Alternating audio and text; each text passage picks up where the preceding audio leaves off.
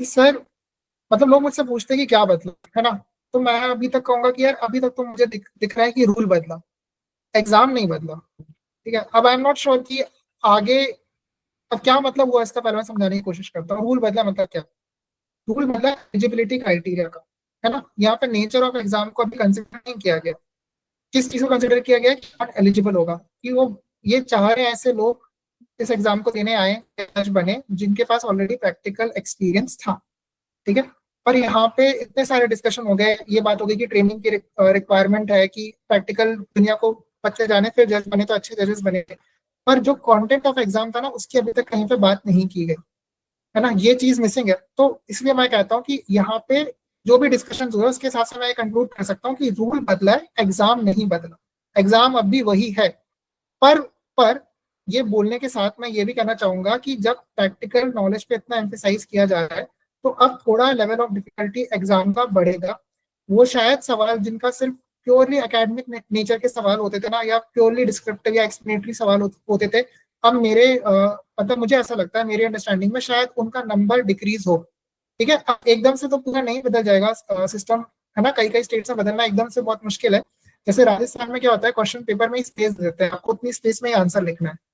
तो आप कहाँ उसमें आईरैक वाले आंसर्स को इमेजिन ही नहीं करते, कभी उन्होंने पूछा नहीं आईरैक का क्वेश्चन। मेंस में जो उनके नॉर्मल पेपर्स होते हैं उसमें प्रॉब्लम बेस्ड क्वेश्चन उनके बहुत ही कम होते हैं।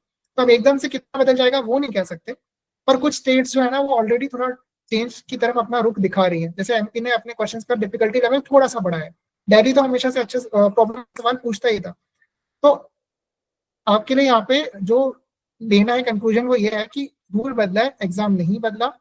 पर अब प्रैक्टिकल रिक्वायरमेंट जब ये मांग रहे हैं, तो हो सकता है एग्जाम में थोड़ी सी कॉम्प्लेक्सिटी इंट्रोड्यूस हो। एकदम वैसे सवाल जो एकदम याद करने वाले थे या बहुत प्योरली डिस्क्रिप्टिव सवाल थे वो पूछे हैं, ठीक है, या वो उनका नंबर कम हो, ये हो सकता है। पर अब इसके साथ साथ एक ये भी बात है कि जो लोग इतने सालों से प्रैक्टिस कर रहे थे और वो इस एग्जाम को अब देने आने वाले हैं, तो ये एग्जाम अभी इंपॉर्टेंस दे रहा है प्रैक्टिकल एक्सपीरियंस को, और आपसे मांग रहा है एलिजिबिलिटी कि आपके पास 3 साल का एक्सपीरियंस हो। पर फिर भी आप ध्यान रखो कि इतने सालों के आप पेपर्स देखो और ये किस तरह के सवाल होते हैं।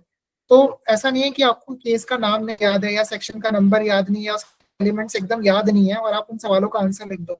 अगर मैं आपसे बोलूं कि जुडिशियल सेपरेशन और डिवोर्स में एग्जैक्ट डिफरेंसेस लिखो, या मैं आपसे बोलूं कि gift under transfer of property act, उसको उस पर एक शॉर्ट नोट लिख दो, जब तक आपको याद नहीं होगा ना, आप उसको लिख नहीं पाओगे। इसके जो प्री के सवाल होते हैं कि किस सेक्शन में दिया गया है कि सिविल कोर्ट के पास जुरिस्डिक्शन होगा, कौन सा पर्टिकुलर सेक्शन है, या कितने मंथ्स में आपको नोटिस देना है, 2 महीने 3 महीने, वो जब तक याद नहीं होगा ना, आप कर नहीं पाओगे।